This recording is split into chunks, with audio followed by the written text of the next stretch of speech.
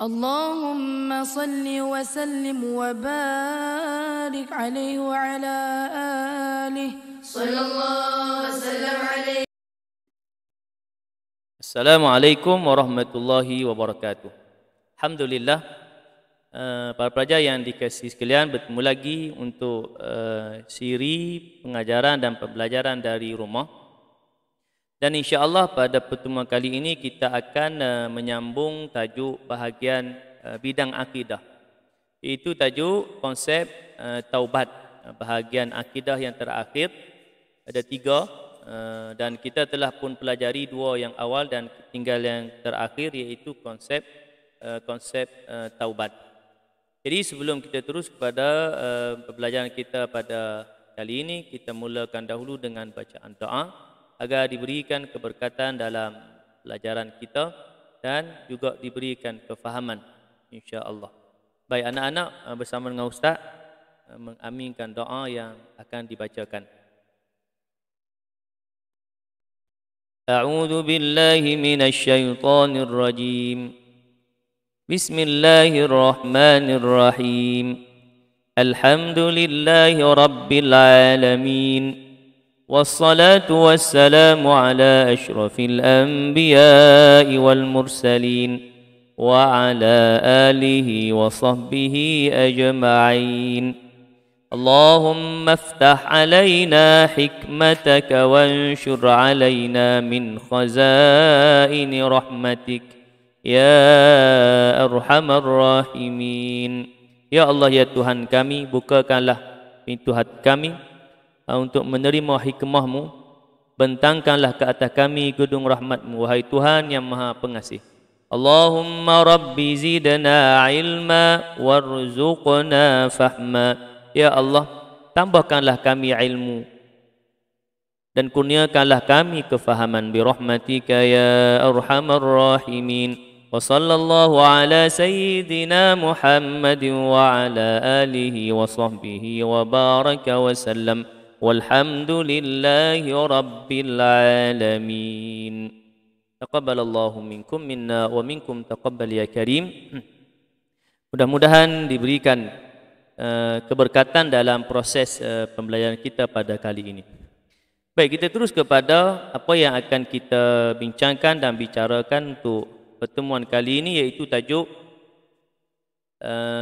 merumus untuk apa yang disebutkan standard kandungan yang ke-5.3, merumus kefahaman tentang konsep taubat.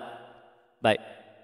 Jadi kita terus kepada standard pembelajaran atau yang disebutkan sebagai hasil pembelajaran. Ada 5.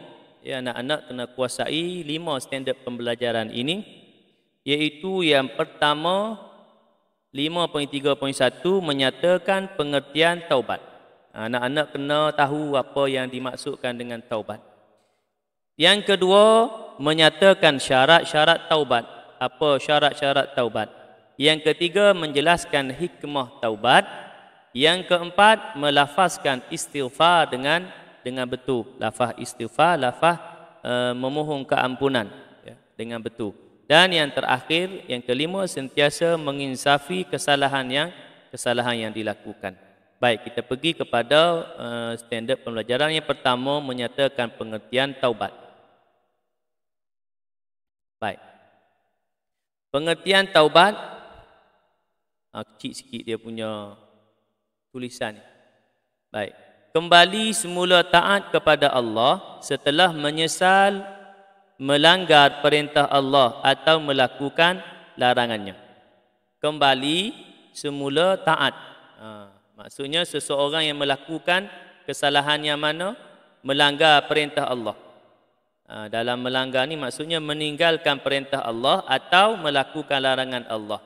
Maka seseorang itu beroleh mendapat dosa lah, yang disebut sebagai dosa. Ya, dosa besar. Perkara-perkara yang kita bicarakan dahulu berkaitan dengan dosa besar. Jadi seseorang yang melakukan dosa besar, maka dia nak yang disebutkan sebagai keluar daripada dan melepaskan diri daripada azab dosa besar tersebut, maka tidak lain dan tidak bukan jalannya adalah bertaubat.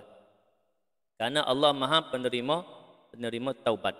Jadi kembali semula taat. Kalau sebelum ini ingkar pada perintah Allah, tidak taat, meninggalkan solat umpamanya, dia tidak melaksanakan solat sempurna, cukup 5 waktu. Dalam sehari boleh jadi 2 waktu dia sembahyang, zuhur dan asar, atau zuhur asar tak sembahyang. Boleh jadi maghrib isyak, subuh tak sembahyang kan? Boleh jadi.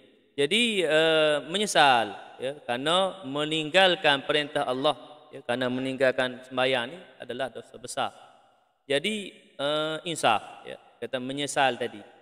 Menyesal maka kembali semula. Maka setelah menyesal tadi menjagalah solat ya, jaga 5 waktu sempurna. Atau melakukan larangan Allah apa-apalah ya, melanggar ya. Dalam erti kata boleh jadi contoh mencuri kan.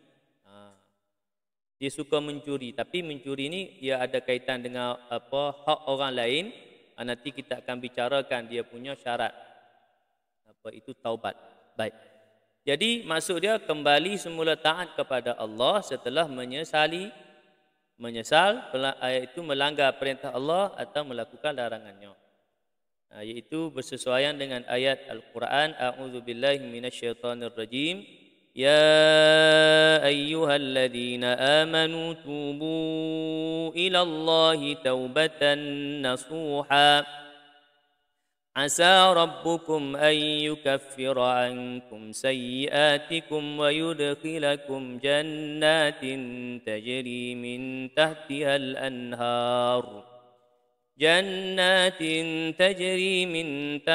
الأنهار يوم لا يخزي الله النبي والذين آمنوا معه. Sadaqallahul azim.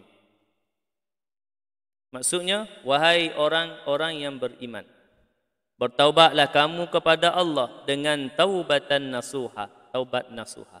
Mudah-mudahan Tuhan kamu akan menghapuskan kesalahan-kesalahan kamu dan memasukkan kamu ke dalam syurga yang mengalir di bawahnya bersungai pada hari Allah tidak akan menghinakan Nabi dan orang-orang yang beriman bersama-sama dengannya. Baik, ini seruan kepada hamba-hamba yang melakukan kesalahan kepada Allah. Ya. Yang disebutkan tadilah meninggal perintah Allah atau melakukan larangan Allah, maka segera bertaubat kepada Allah dengan taubatan nasuha. Mudah-mudahan Allah memberikan rahmah kepada kamu dan mengampunkan dosa kamu. Baik. Itu pengertian taubat. Kita terus kepada yang kedua, standard pembelajaran yang kedua, menyatakan syarat-syarat taubat. Jadi taubat yang sempurna itu mestilah melengkapi kesemua syarat-syarat taubat ini. Ada 4. Ya, anak-anak yang dikasihi sekalian, ada 4 syarat taubat.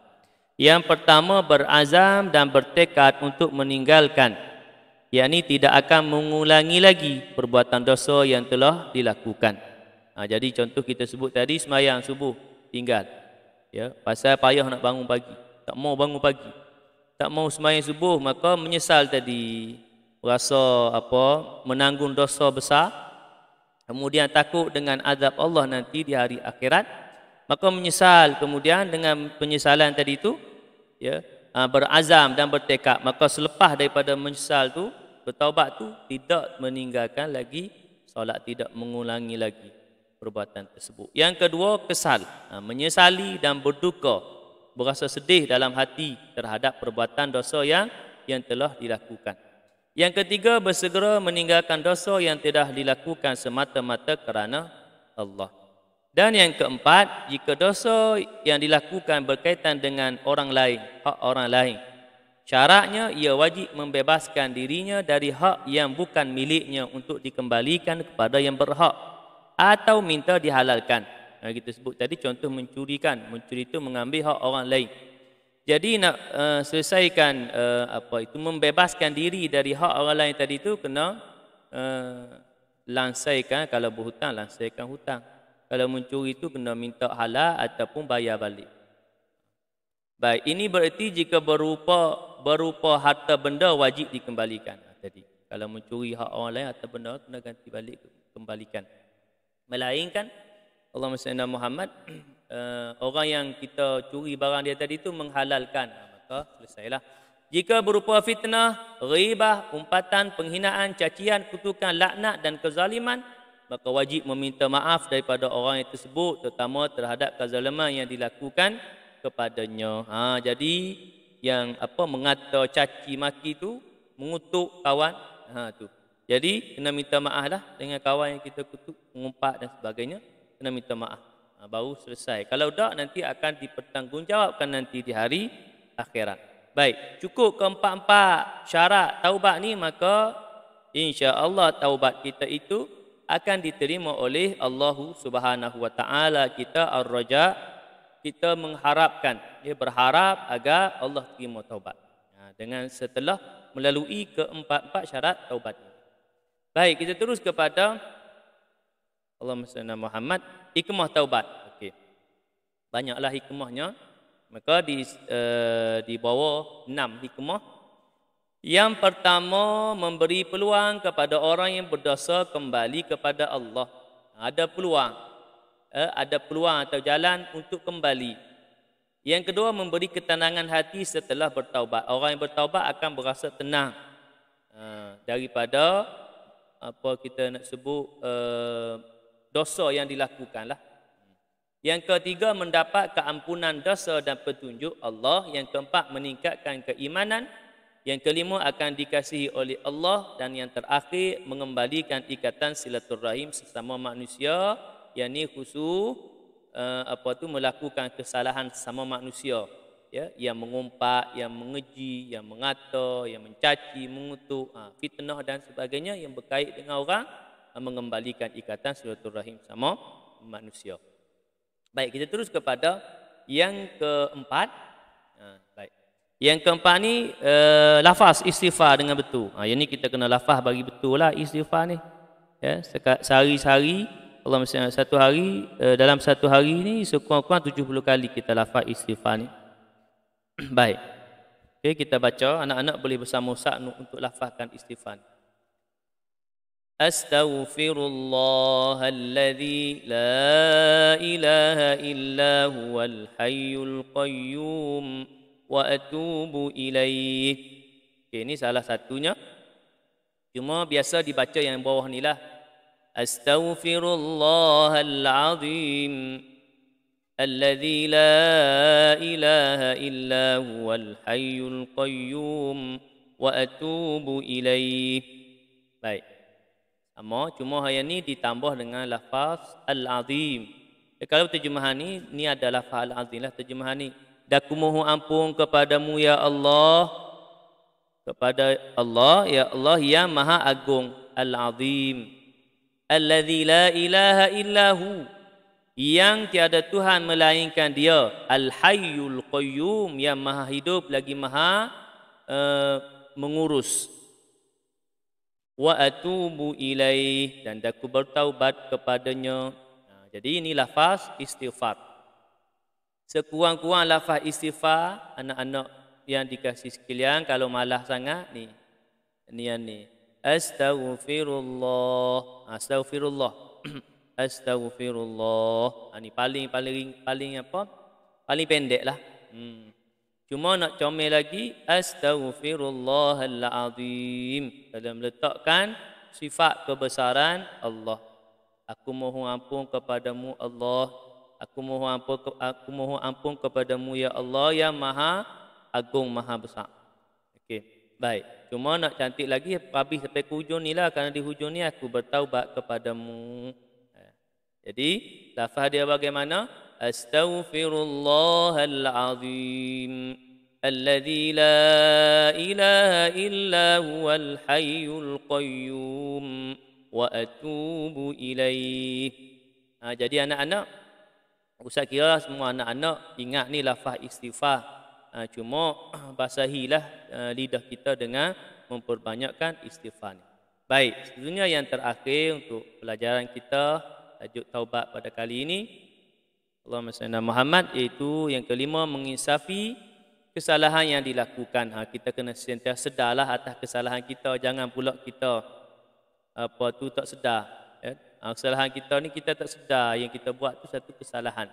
Ya. Iaitu mengawal diri daripada melakukan perkara-perkara dosa, dan juga yang kedua mengamalkan istighfar dan taubat dalam kehidupan kita. Itu lafaz istighfar tadilah, basahi lidah kita dengan istighfar. Anak-anak yang dikasihi sekalian, demikian untuk Allahumma salli Muhammad pelajaran kita pada kali ini, tajuk konsep taubat.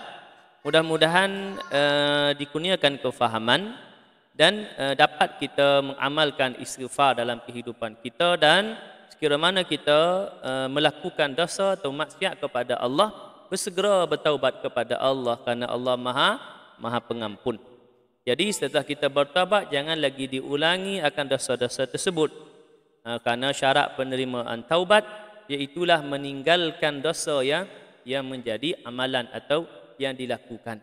Mudah-mudahan pelajaran kita untuk kali ini Allah Subhanahu Wa Taala kurniakan kefahaman, dan Allah titipkan dalam diri dan jiwa kita untuk sentiasa basahi lidah kita dengan istighfar, agar kita bersih suci daripada dosa dan maksiat kepada Allah Subhanahu Wa Taala. Sekadar itu untuk pertemuan kali ini, mudah-mudahan beroleh manfaat dan ganjaran.